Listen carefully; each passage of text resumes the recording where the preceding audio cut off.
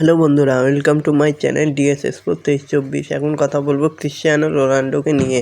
Saudi লিগের প্রথম ম্যাচেই গোল, তবুও দলকে জেতাতে পারল না রোনাল্ডো। প্রথম ম্যাচেই গোল করলেন ক্রিশ্চিয়ানো রোনাল্ডো, কিন্তু তার দল আল নাসের জিততে পারল না। ড্র করেই সন্তুষ্ট থাকতে হলো রোনাল্ডোকে।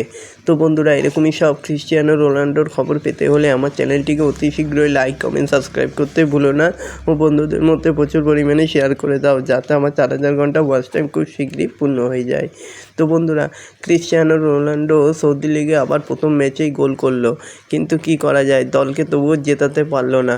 বৃহস্পতিবার রাতে আল নাসেরের ম্যাচ ছিল আল রাইদের বিরুদ্ধে। 1-1 গোলে শেষ হয় ম্যাচ। ফুটবল ক্যারিয়ারে 900 গোলের জন্য আর মাত্র 2 গোল পিছিয়ে আছে রোনাল্ডো।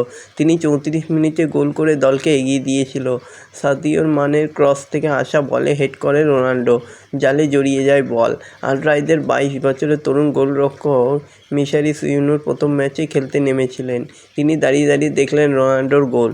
গত মরশুমে সৌদি লিগে সবচেয়ে বেশি গোল করেছিলেন রোনাল্ডো, এবার লিগেরও প্রথম ম্যাচেই গোল করলেন তিনি।